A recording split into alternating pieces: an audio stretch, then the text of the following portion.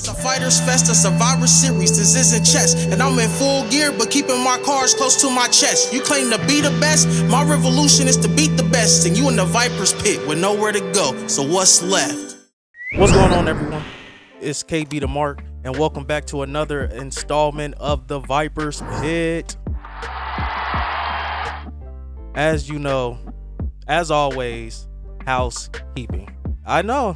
I get tired of it too. But I also want to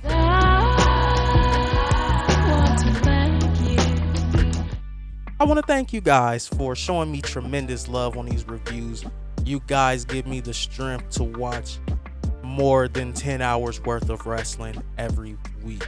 So I definitely wanted to thank you guys. You guys deserve one. You guys actually deserve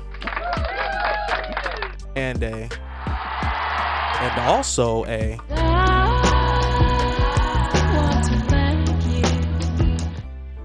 but housekeeping. Please don't forget to like the video, subscribe to the channel, push that notification bell so you don't miss out on any more uploads. This installment of the Viper's Pit, we are here to talk about Money in the Bank, and my goodness,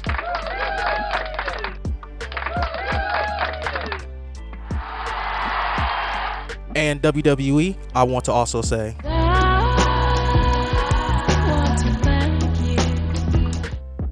excellent show.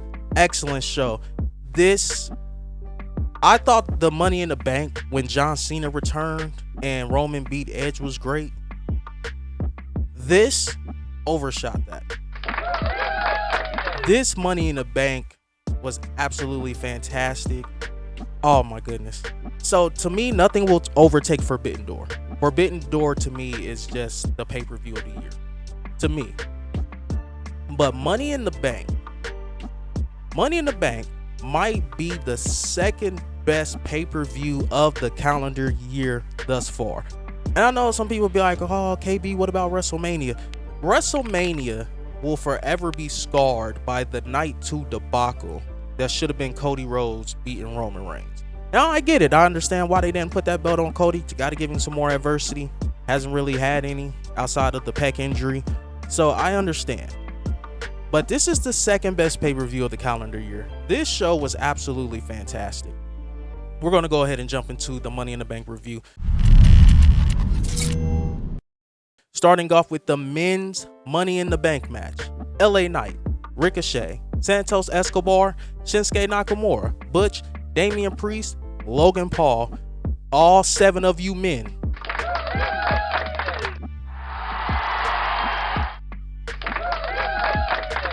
These 7 men absolutely went out, laid it all on the line, and gave you a fantastic men's Money in the Bank ladder match.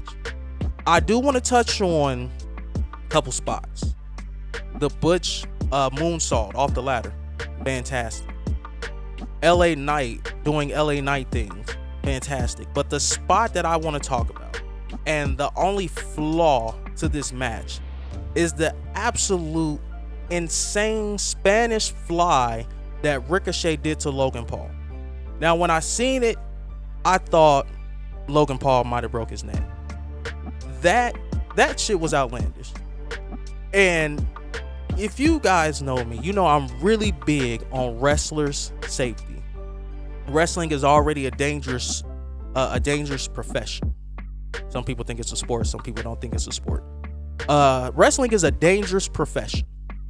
So you have to trust the other person with your body. And I don't know what the hell was going through Ricochet's mind, but neither him or Logan Paul completely had their balance. And for him to still execute the Spanish fly, it's a spot. I like the spot, but you gotta wait for Logan Paul to catch his balance. That was a dangerous spot. At the moment, I really wasn't feeling it. Looking back on it now, after seeing the entire premium live event, it was the match itself absolutely fantastic. Damian Priest stopping LA Knight from getting the win and hitting basically a falcon arrow, a broken arrow off of the ladder and win Money in the Bank was absolutely fantastic, and it played into the finish of another match. We'll get there when we get there, but this men's Money in the Bank ladder match, absolutely fantastic. I'm glad they won Damian Priest, because Triple H wanted LA Knight, Vince McMahon wanted Logan Paul, and I think Damian Priest is a nice 50-50 split. You're not going to go wrong with Damian Priest as men's Money in the Bank. Ricochet, like I said, everybody in this match looked great, but the MVPs, LA Knight, Damian Priest, Ricochet, and Logan Paul. Those are your 4 MVPs. Those 4 showed out, even though I don't like the Ricochet Spanish Fly, still did his job. These 7 men, absolutely fantastic. We are moving on to the Women's Tag Team Championship match. Ronda Rousey, Shayna Baszler defending against Liv Morgan and Raquel Rodriguez. The match was on to something. Before the bullshit happened, I thought this match was going great. I was thinking this is probably one of the better women's tag matches that we've had thus far in the lineage of these the titles. But then we had the bullshit. We had the absolute bullshit.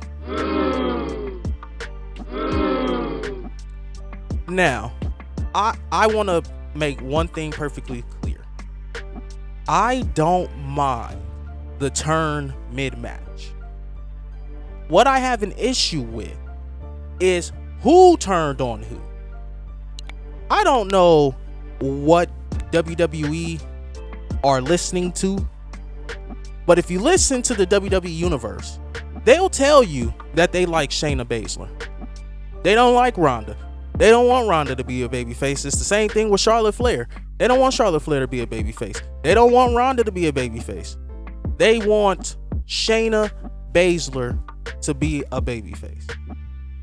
For you to have Shayna Baszler turn on Ronda Rousey, it made no sense. There was no build to the turn.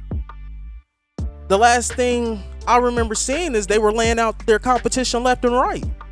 They just beat, not that long ago, they just unified the main roster tag titles and the NXT tag titles by beating Alba Fire and Isla Dawn.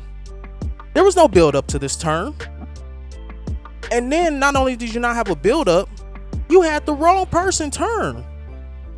Should have been Ronda Rousey turning on Shayna Baszler, turning Shayna Baszler babyface. Instead, Shayna's going to be the heel, Ronda's going to be an unbearable babyface, and it's not going to work. This is going to blow up in their face. This was not good. The match itself was fine. The match itself was fine, borderline great leading up to the turn. Once the turn happened, match made no sense.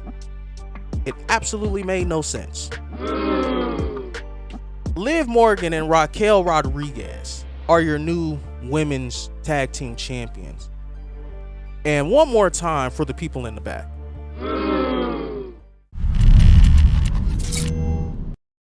Moving on. Riddle versus Gunther. Ring that out. Gunther for the Intercontinental Championship.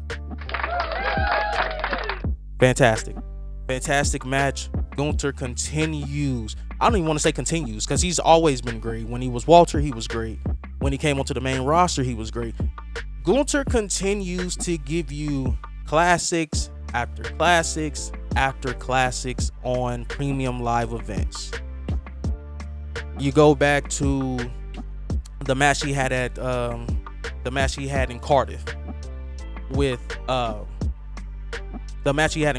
with Sheamus, the triple threat match that they had at this past Mania.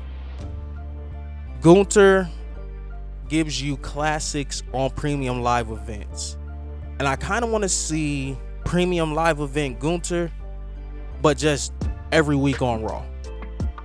I don't like having to wait to see premium live event Gunther because he's just a different animal. He's just a different beast. I thought Matt Riddle did the very best he could. He was on a hurt ankle, and Gunther attacked it, and he made sure that he did enough damage there to get the submission win by locking in, I want to say, a knee bar. I think he locked in a knee bar, and he got Riddle to tap. So that's all fine and dandy. You think Gunther retains? It's looking good. We can go home, get ready for this next match. But whose music should hit? None other than a returning Drew McIntyre.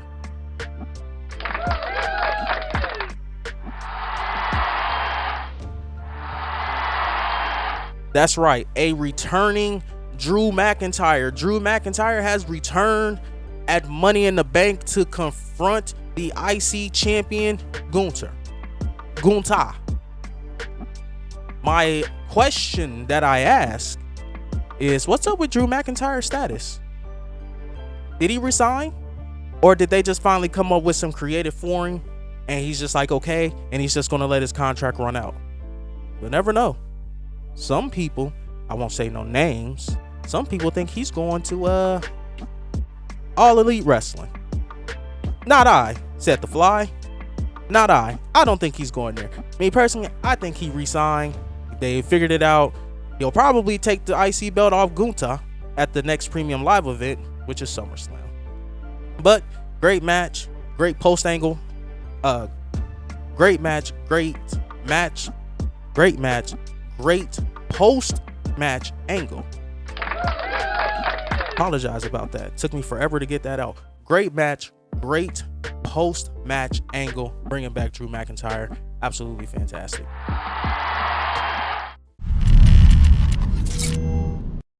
Moving on, we had Cody Rhodes versus Dominic Mysterio. Dom, and the match was fine.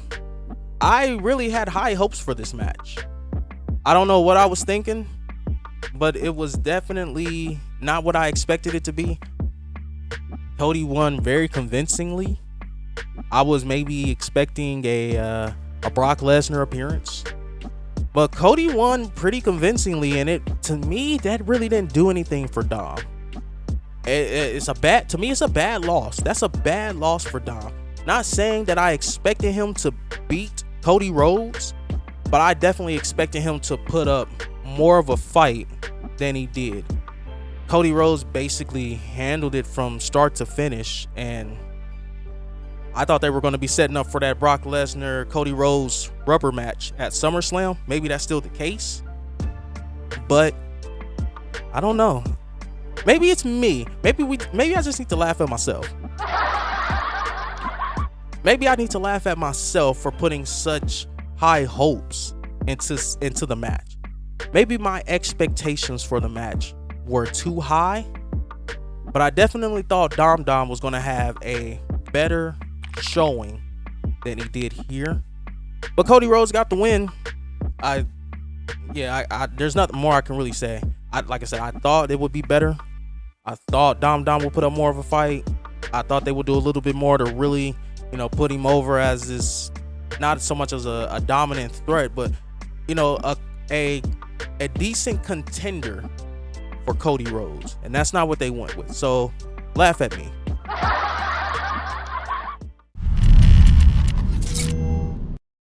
We then had to have a break, but during this break, the GOAT, one of the GOATs, he ain't my GOAT, but he's one of the GOATs. One of the GOATs, John Cena, returns. Salamander, hit the trumpets. John Cena returned, and he cut a nice promo, basically wanting to give London, England, a WrestleMania. He went ahead and talked about how the people in the back say that London is a horrible crowd. They tend to take over shows and make it about themselves. London agreed, but he wanted to come out here and show the decision makers in the back that London deserves a WrestleMania.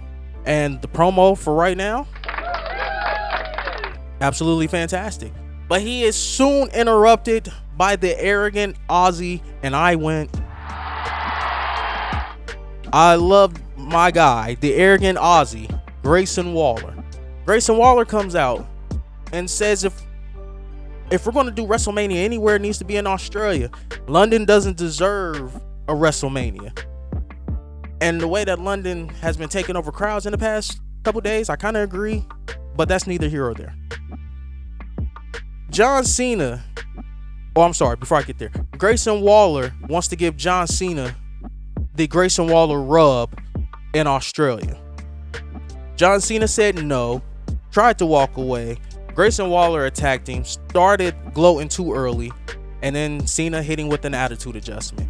I think this is John Cena's SummerSlam opponent in Grayson Waller, and I think he's about to put over the arrogant Aussie in his very first main roster premium live event.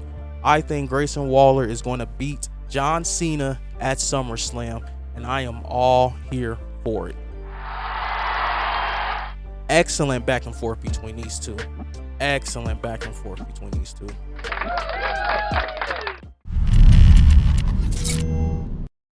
We then had the women's Money in the Bank. Bayley, Becky Lynch, Io Sky, Trish Stratus, Zelina Vega, Zoe Stark. These six women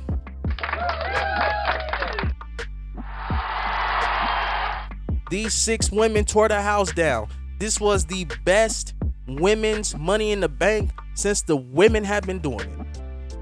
This Money in the Bank match for the women this year, absolutely fantastic.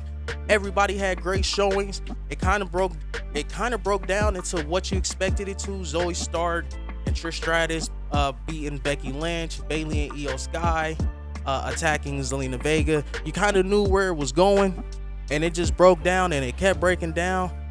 And these six women absolutely showed out, and that's all you can ask for in a women's Money in the Bank match.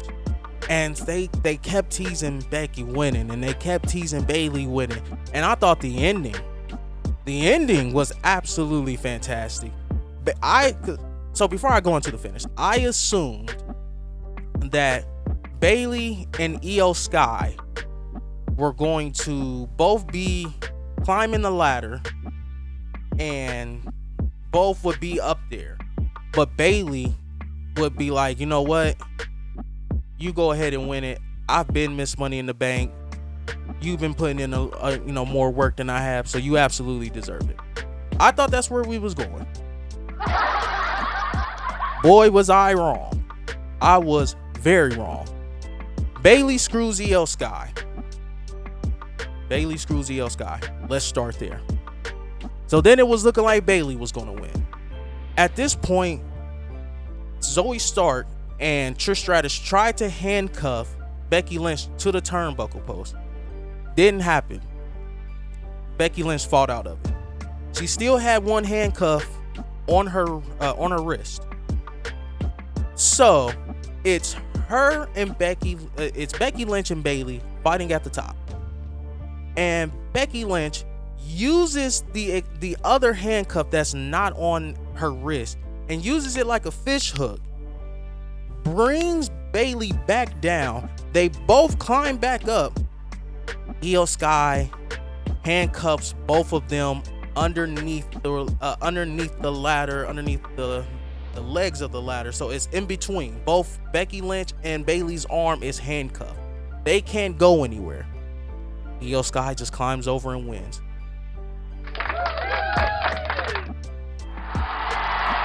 Fantastic finish.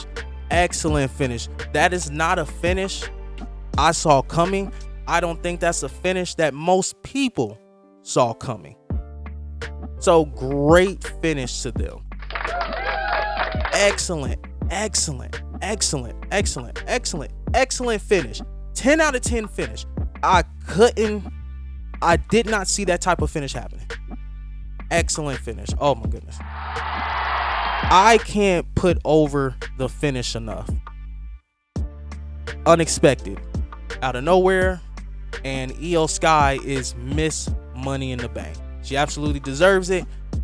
I believe they're going to Asuka, Io into the rest of the summer. So, love where we're going there. We then moved on to the World Heavyweight Championship match. Finn Balor challenging Seth Rollins for the World Heavyweight Championship. This match was great. Absolutely fantastic. This match was better than expected. I don't know what I was thinking at the time, but I just kept watching these two. Damian Priest kept popping in my head. You knew he was coming. He eventually made his way down, and you just knew there were going to be some shenanigans. I do like that they gave Finn Balor a nice little jolt towards the end with the multiple coup de grace, and they continue to tease the Judgment Day dissension. Finn Balor went to the top rope. He went to hit a coup de grace, but saw Damian Priest get up out his seat, and that 5 seconds was all it took for Seth Rollins. He won with the stomp. Boom. Seth Rollins retains. It goes back to when Damian Priest challenged for the World Heavyweight title, and Finn Balor came out and messed it up for Damian Priest. I want to know what's the direction. Is Damian Priest getting kicked out of Judgment Day? Maybe it's Finn. Maybe Finn Balor's getting kicked out, replaced with JD McDonough. Damian Priest with the men's Money in the Bank adds a lot of new wrinkles to this Judgment Day storyline. I'm not one to really take a title off somebody who's in the middle of a nice run. I probably would have went Finn Balor, just so you can kind of have that teased even more. Have Finn Balor beat Seth Rollins and kind of really tease that with Damian Priest and Finn Balor as the World Heavyweight Champion, Damian Priest as the men's Money in the Bank, and really put the emphasis on Damian Priest can cash in on Finn Balor at any time. But they decided to keep it on Seth. It's not a bad move. Not a bad move at all. We then had the main event.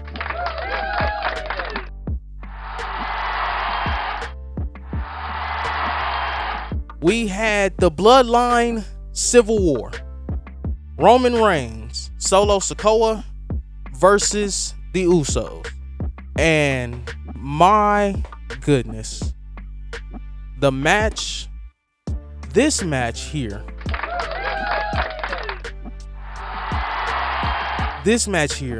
it started off slow.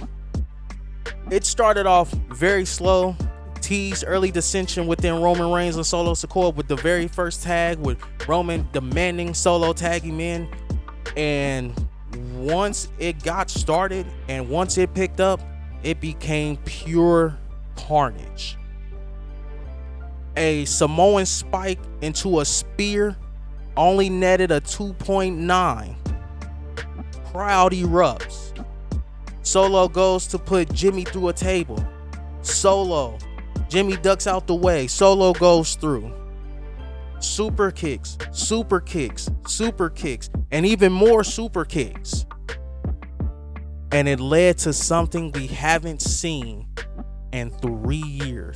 Since technically going on 4. Since Baron Corbin. That's right. Bitch ass, bum ass Baron Corbin. Bitch ass, bum ass Baron Corbin is the last person before today to get a pinfall win over the Tribal Chief. Yeah, one more for bitch ass bum ass Corbin.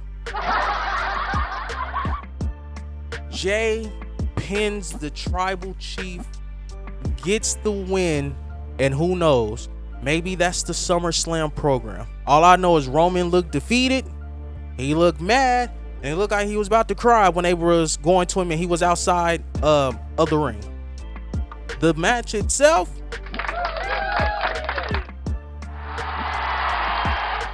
absolutely fantastic.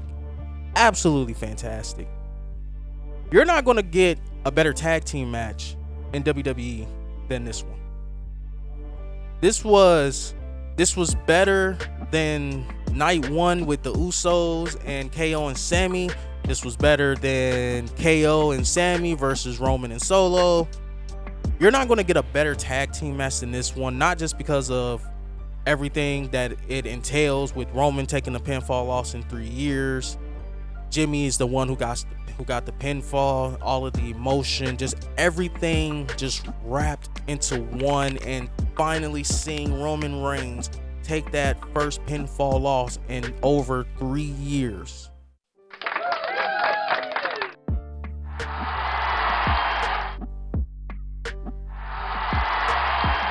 This match was absolutely fantastic. It served every purpose it was there for, and that's how you go home. You end the night on a high note, and that's exactly what WWE did with this premium live event of this year's Money in the Bank. This year's Money in the Bank premium live event, absolutely fantastic. Excellent television, excellent premium live event. Oh my goodness, I can't put it over enough. WWE for today. Victory. Yes, definitely. One more time. Victory.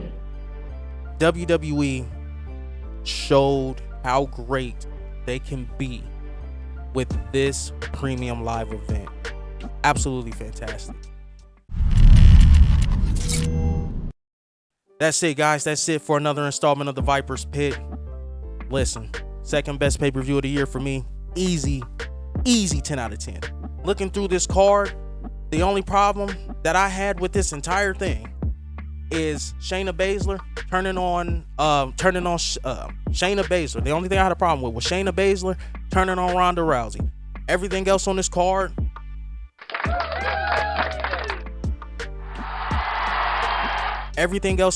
was great. It was good to great to excellent. Even Cody Rhodes and Dominic Mysterio, it wasn't bad. I just thought Dominic was going to get more than what he got. But this match, or this premium live event kicked ass. This premium live event, absolutely fantastic. Marvelous even. WWE's been on the roll, man. Raw was decent. SmackDown was great. Money in the Bank, 10 out of 10. They're on a roll. Hopefully they can keep this going into the later months of the summer. But one more time, men's Money in the Bank. Oh, I'm sorry, not men's. Money in the Bank, the premium live event. The premium live event, Money in the Bank.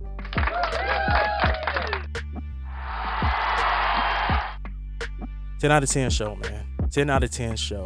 But that's it for another installment of the Viper's Pit. Please don't forget to like the video, subscribe to the channel, push that notification bell so you don't miss out on any more uploads.